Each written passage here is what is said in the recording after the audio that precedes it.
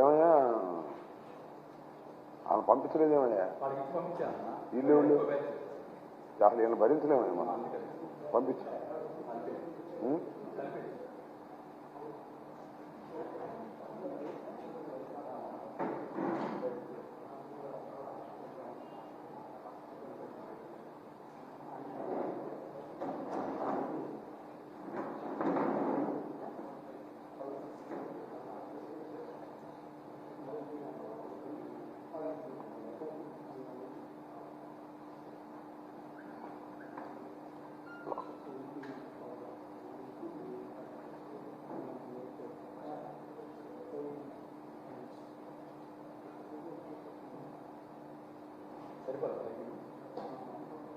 కాకపోయినా వాళ్ళది వాళ్ళ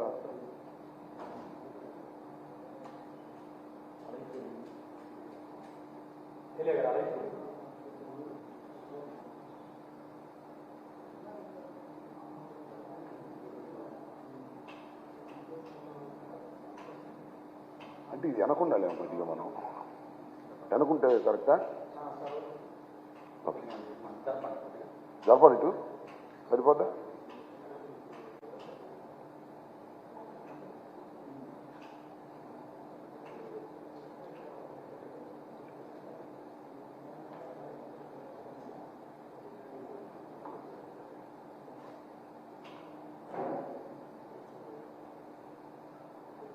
ఓకేనా?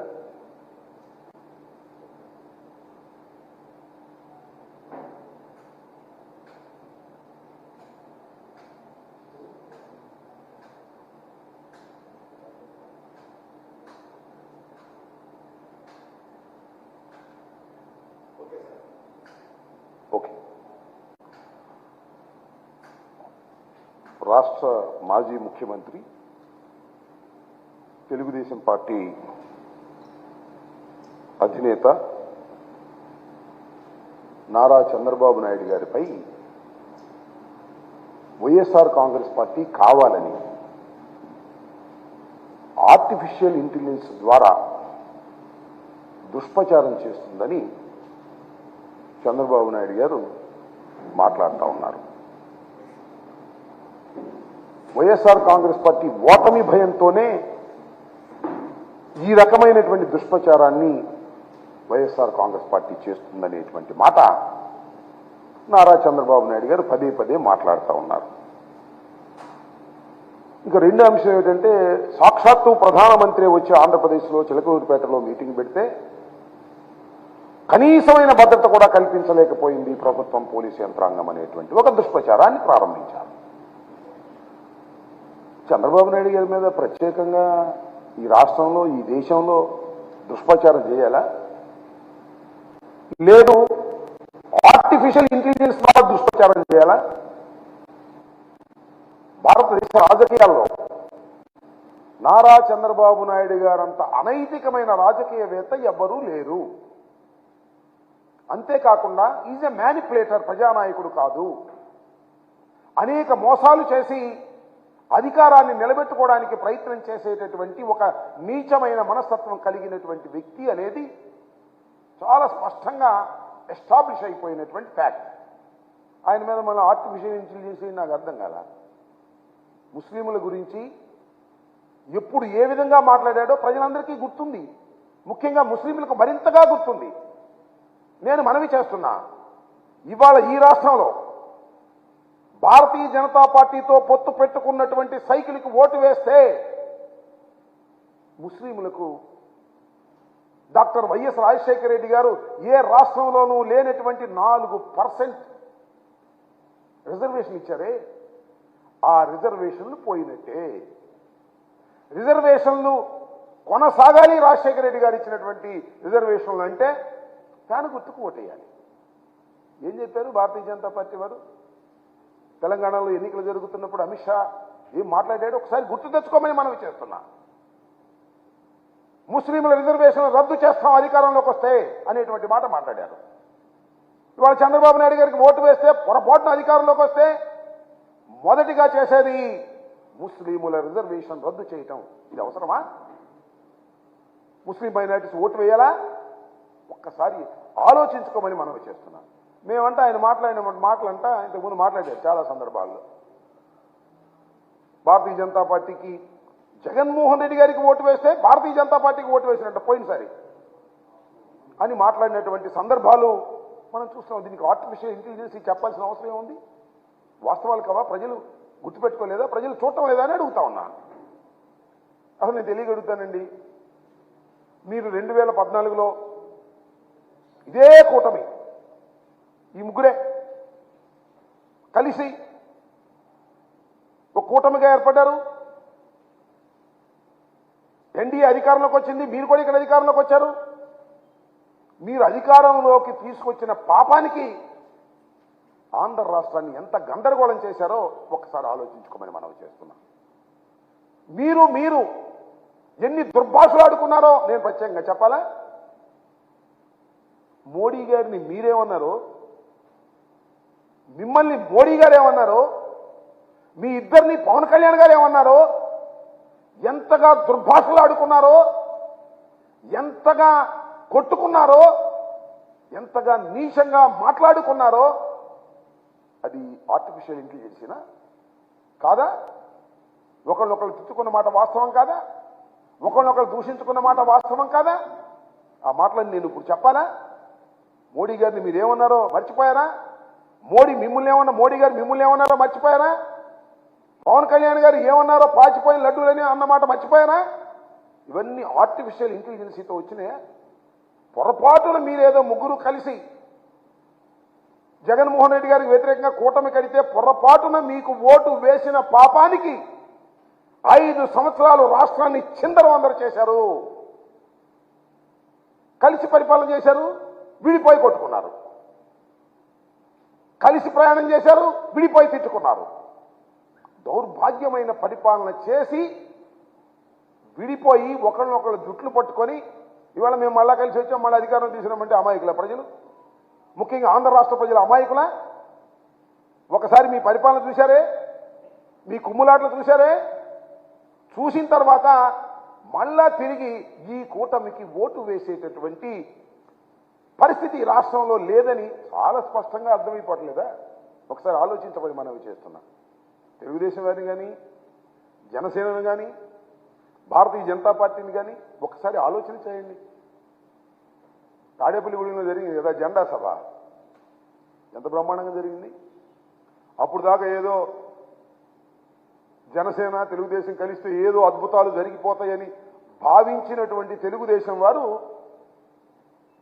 జెండా సభ జరిగిన తర్వాత అయిపోయిందో మన పని, ఏం జనం కూడా రాలేదు, పవన్ కళ్యాణ్ కలిసినా కూడా ఏం ఉపయోగం లేదు అనేటువంటి భావనకు వచ్చిన మాట వాస్తవమా కాదా ఒక్కసారి ఆలోచించమని మనం చేస్తున్నాం.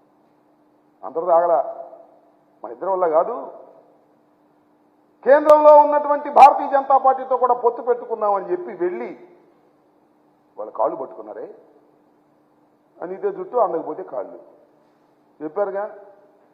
ఒకప్పుడు టెర్రరిస్ట్ అని చెప్పినటువంటి ప్రధానమంత్రి టెర్రరిస్ట్ అని చెప్పినటువంటి చంద్రబాబు నాయుడు గారు వెళ్ళి అమిత్ షా ఇంటి ముందు పడిగాపులు కాసి కాళ్ళు పట్టుకొని, మళ్ళా నేను చెప్పే మాటలు కాదు ఇది, వాళ్ళే చెప్పుకుంటున్నారు టీవీల్లో, మళ్ళీ వచ్చి పొత్తు పెట్టుకున్నారు. మళ్ళా చిలకూరుపేటలో ఒక అద్భుతమైన బహిరంగ సభ జరుగుతుంది, మాకు హైప్ పెరిగిపోద్దని పెద్ద హంగామా చేశారు. చిలకూరుపేటలో ఏదది ప్రజాగళం, అప్పుడేమో యువగళం, ఇప్పుడు ప్రజాగళం అని పెట్టారు. చిలకూరుపేట బహిరంగ సభ ఏ సందేశాన్ని ఇచ్చిందని మనం చేస్తున్నాం? టోటల్ వీక్నెస్ని మీరు ముగ్గురు కలిసి పోటీ చేసినా మీకు బలం లేదు, జగన్మోహన్ రెడ్డి గారిని ఓడించలేరు అనేటటువంటి స్పష్టమైనటువంటి సందేశాన్ని రాష్ట్ర ప్రజానీకానికి ఇచ్చినటువంటి సభ మీ ప్రజాగళం. ప్రధానమంత్రి వచ్చి మాట్లాడినటువంటి ఆ సభ తర్వాత కూడా మీకు హైప్ రాలేదు, ప్రజలు మిమ్మల్ని నమ్మేటటువంటి పరిస్థితి లేదు. అక్కడ ఎవరు ఏం మాట్లాడారో నేను విపులంగా చెప్పవలసిన అవసరం లేదు, కానీ మీ మాట్లాడిన తీరును బట్టే మీరు మీ ఓటమిని అంగీకరించారు అనేది చాలా స్పష్టంగా అర్థమైపోయినటువంటి అంశం. ఒకటి, జెండా సభ తర్వాత ఒక అభద్రతాభావం నారా చంద్రబాబు నాయుడు గారికి, మళ్ళా తర్వాత నిన్న జరిగినటువంటి ప్రజాగళం తర్వాత ఒక అభద్రతాభావం. నీ జీవితమంతా అభద్రతా భావంతోనే బతుకుతున్నావు ఇవాళ జగన్మోహన్ రెడ్డి గారు వచ్చిన తర్వాత. నా తెలియగడుతున్నాయా నారా చంద్రబాబు నాయుడు గారు? మీరు ఎప్పుడు రాజకీయాల్లో ప్రవేశించారు? డాక్టర్ వైఎస్ రాజశేఖర రెడ్డి గారు మీరు ఒకేసారి రాజకీయాల్లో ప్రవేశించారు. డాక్టర్ వైఎస్ రాజశేఖర రెడ్డి గారు జగన్మోహన్ రెడ్డి గారి తండ్రి. ఆయన కుమారుడు దురదృష్టవశాత్తు ఆయన మరణించాడు. ఆయన కుమారుడు పార్టీ పెడితే అప్పుడెప్పుడో పెట్టిన రాజకీయ పార్టీ, అప్పుడెప్పుడో రాజకీయాల్లోకి వచ్చిన నువ్వు నీ కుమారుడి వయసున్న రాజశేఖర రెడ్డి గారి కుమారుడితో సింగిల్గా రాలేకపోతున్నావే. ఇది నీ వైఫల్యం కాదా? ఇది నీ అభద్రతాభావం కాదా? ఇద్దరితో కలిసి రావడానికి కూడా అభద్రతాభావం, ముగ్గురితో కలిసి వస్తున్నా అప్పుడు అభద్రతాభావమే. ఇంకెవరు లేరు, లేదా అని కూడా కలుసుకుంటావు ఓ నలుగురు ఉంటే. నీ మొత్తం రాజకీయం అంతా ఈ 5 సంవత్సరాలు అభద్రతాభావంతోనే బతుకుతూ ఇవాళ అంటాడు భద్రత లేదంట. ప్రధానమంత్రి గారు వస్తే భద్రత చూపించలేదంట రాష్ట్ర ప్రభుత్వం, పోలీసు యంత్రాంగం. ఏమైనా తెలియగెడతాను నారా చంద్రబాబు నాయుడు గారు, మీరు చాలా అనుభవజ్ఞులు కదా. 40 సంవత్సరాల పైచులకు రాజకీయ చరిత్ర ఉంది కదా. 14 సంవత్సరాలు ముఖ్యమంత్రిగా చేశారు కదా. ఎన్నో మహానాడులు తీర్చిదిద్దారు కదా. ఎన్నో బహిరంగ సభలు నిర్వహించారు కదా. జగన్మోహన్ రెడ్డి గారు కానీ ఎక్కువ బహిరంగ సభలు చేశావు నువ్వు నీ జీవితంలో. నీ దుంపదగా ప్రధానమంత్రి వస్తుంటే మైకు కూడా సరి చేసుకోలేని వాడివి. మైకు కూడా ప్రధానమంత్రి మాట్లాడేటప్పుడు వినిపించుకోకుండా పోతే అది భద్రతా వైఫల్యమా? That is not your negligence. అది నెగ్లిజెన్స్ కాదా? అది నీ అభద్రతాభావం కాదా? ప్రజాగళంలో మైకు మూగబోయింది అంటే అది అపశకునము కాదా? అది నీ ఓటమికి దారి తీస్తుందని అర్థము కాదా? ఒక్కసారి ఆలోచించుకోమని మనవి చేస్తున్నా.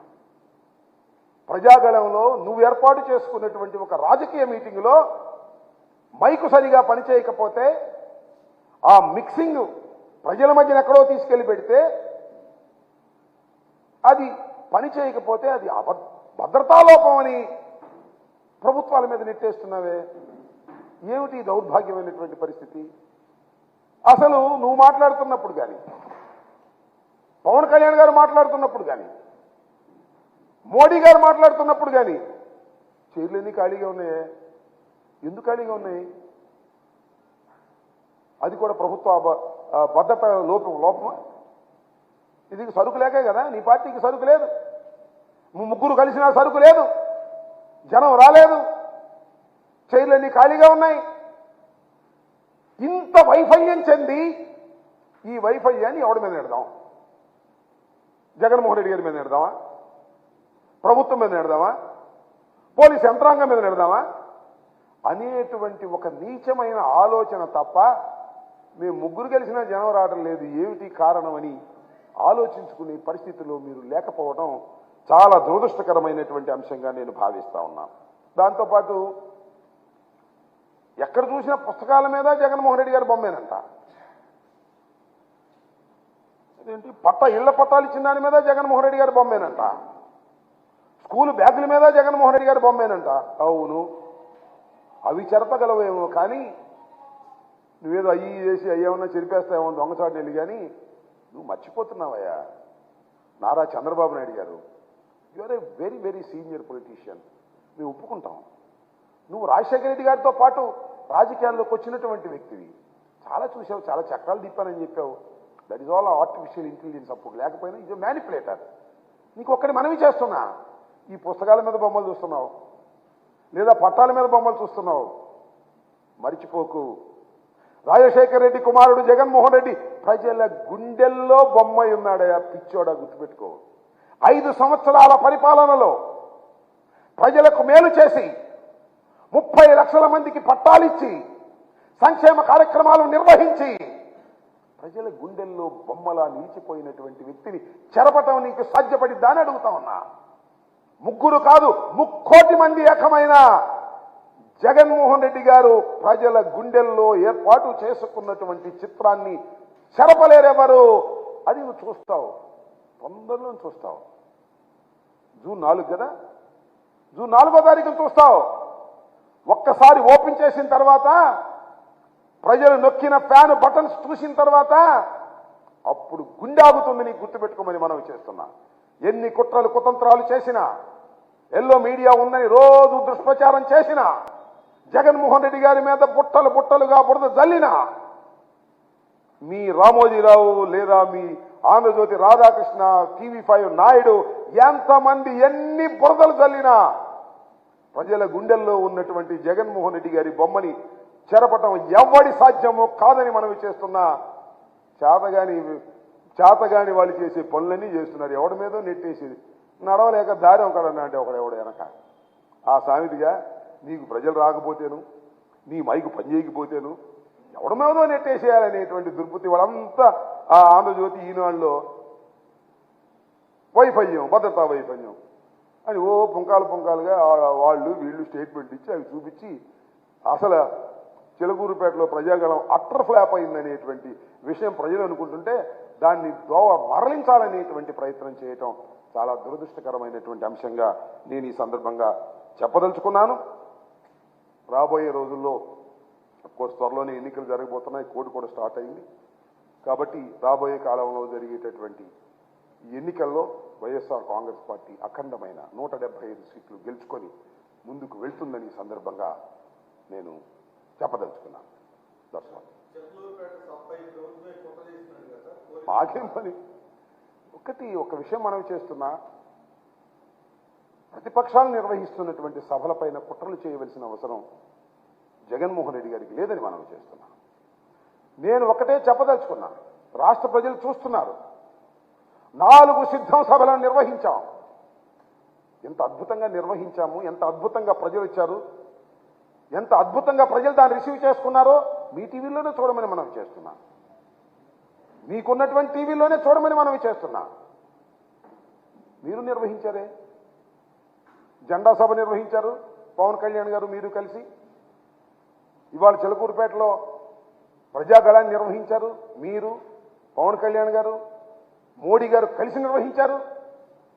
అసలు ఈ 2 సభలు కూడి మా ఒక్క సభతో పోల్చగలరా మీరు? ఒక్క సిద్ధం సభలో ఈ 2 సభలు కూడిన 20 కూడా లేదు. That is the fact. కారణం ఒక్కటే, ప్రజాబలం. జగన్మోహన్ రెడ్డి గారి సభలంటే ప్రజలు తరలి వస్తున్నారు. మీ ఉమ్మడి సభలంటే ప్రజలు తరలి రావడం లేదు, తోలినా రావడం లేదు. మీ మీద ప్రేమ లేదు, ఎందుకంటే మీ పరిపాలన వారికి నచ్చలేదు. జగన్మోహన్ రెడ్డి గారి మీద ప్రేమ ఉంది, కారణం వారి పరిపాలనలో ప్రజలు సుఖశాంతులతో ఉన్నారు. 2,72,000 కోట్ల రూపాయలు బటన్ నొక్కితే అకౌంట్స్లోకి వేసినటువంటి ప్రభుత్వం ఇంతకు ముందు ఎప్పుడైనా ఉందా? లేదు. భారతదేశంలో ఏ రాష్ట్రంలో అయినా ఉందా? ఒక్క జగన్మోహన్ రెడ్డి గారి ప్రభుత్వం తప్ప. అలాంటి ప్రభుత్వాన్ని ప్రజలు ప్రేమిస్తారు. ఎంత దూరమైనా ఆ ప్రయాణం చేసి ప్రజలు వస్తారు. ఇది సత్యం, ఇది వాస్తవం. ఈ వాస్తవాన్ని గమనించక ఏదో ఆర్టిఫిషియల్ ఇంటెలిజెన్స్ ఏనో, లేకపోతే మీరే వార్తలు రాంచుకుని ఈనాడులోను ఆంధ్రజ్యోతిలోను ఈ పచ్చ మీడియా వార్తలు రాంచుకుని అవి చూసి నిజమని భవించి మీరు పప్పులో కాలేసుకుంటున్నారు ఆయన. ఇది గమనించాలని కూడా ఈ సందర్భంగా నేను చెప్పదలుచుకున్నాను. ఎస్,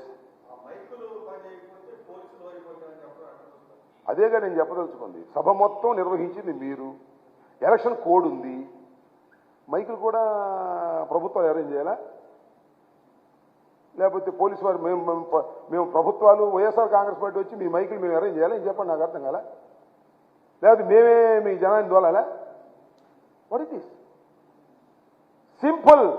మీ వైఫల్యాలను ఎదుటివారి మీద నెట్టడమే మీ ఉద్దేశం. మీ అభద్రతా భావాన్ని ఎదుటివారి భద్రత లేదనేటువంటి మాటలు మాట్లాడుతున్నారు. చేతగాని మాటలు మాట్లాడుతున్న ఓ చంద్రబాబు, నీ పని అయిపోయింది. Over. After this election you will exit from the politics. మీ అబ్బాయి కూడా ఎగ్జిటే. మీ అబ్బాయికి అసలు క్వాలిఫికేషనే లేదు. పాలిటిక్స్లోకి రావడానికి ఇంతవరకు క్వాలిఫై కాలేదు, ఎక్కడ గెలవలేదు, మినిమం క్వాలిఫికేషన్ లేదు. ఇంటర్మీడియట్ కావాలంటే 10th క్లాస్ పాస్ అవ్వాలిగా, MBBS చేయాలంటే ఇంటర్మీడియట్ బైపీసీ పాస్ అవ్వాలిగా, అయ్యేవి క్వాలిఫికేషన్ లేవు. ఒకసారి మంత్రి అయ్యాడు, ఇంతవరకు క్వాలిఫికేషన్ సంపాదించలేదు. సో ఆఫ్టర్ దిస్ ఎలక్షన్ రా Chandrababu Naidu garu will exit from the politics. వారితో పాటు వారి కుమారుడు కూడా శ్రీమద్ రమారమణ గోవిందే అని ఈ సందర్భంగా చెప్పదలుచుకున్నాను. వాళ్ళ ఇష్టం. కాంగ్రెస్ పార్టీ నుంచి షర్మిలమ్మ గారు కడప నుంచి పోటీ చేయొచ్చు, భారతదేశంలో ఎక్కడి నుంచైనా పోటీ చేయొచ్చు. That is left the Congress party. చాలా చిత్రమైన కామెంట్ చేశారు ప్రధానమంత్రి గారు, కాంగ్రెస్ పార్టీ మేము ఒకటేదని. ఇలా ఉంటాయి రకరకాల. ముందు మీరు అది నేను డెప్త్గా అవసరం లేదు, కానీ అసలు ఆ రోజు చంద్రబాబు నాయుడు గారు ఏం మాట్లాడారో, పవన్ కళ్యాణ్ గారు ఏం మాట్లాడారో, మోడీ గారు ఏం మాట్లాడారో, మూడు కడిపి చూడండి ఎంత అద్భుతంగా ఉంటాయో. నేను ప్రత్యేకంగా చెప్పాల్సిన అవసరం లేదు. సో ఎవరు ఎక్కడి నుంచైనా పోటీ చేసేటటువంటి అవకాశం ఉంది, వారికి హక్కు ఉంది. ఎక్కడి నుంచి ఎవరైనా పోటీ చేయొచ్చు. కాంగ్రెస్ పార్టీ అనేది మన రాష్ట్రంలో ఏమీ లేకపోయినా జాతీయ పార్టీగా, ఒకప్పుడు అధికారం చలాయించిన పార్టీగా, ఇవాళ డిపాజిట్లు కూడా రానటువంటి పార్టీ. ఒక్క సీటు కూడా లేదు. ఎక్కడ డిపాజిట్లు ఇచ్చిన సంగతి కూడా నాకు గుర్తులేదు. 2019లో పోటీ చేసినప్పుడు ఎక్కడ డిపాజిట్ వచ్చిందా? ఎక్కడ డిపాజిట్ వచ్చినట్టు కూడా నాకు గుర్తులేదు. సబ్జెక్ట్ కరెక్షన్ ఎక్కడన్నా 1-2 చోట్ల వచ్చిందేమో నాకు తెలియదు. కాబట్టి అది అంతరించిపోతున్నటువంటి ఒక రాజకీయ పార్టీ. ఆ అంతరించిపోతున్నటువంటి రాజకీయ పార్టీ నుంచి కడపలో నుంచి ఉంటే ఏంటి, వరంగల్లో నుంచి ఉంటే ఏంటి, నరసాపేట నుంచి ఉంటే ఏంటి, ఎక్కడి నుంచి ఉంటే ఏంటి? కాంగ్రెస్ ఆంధ్ర రాష్ట్రంలో అంతరించిపోతున్నటువంటి రాజకీయ పార్టీ. Okay, thank you. ఉండండి ప్రవేశపెట్టు. మీరు కూడా ఒక నిమిషం ఉండే వస్తుందా తెలిసిందా?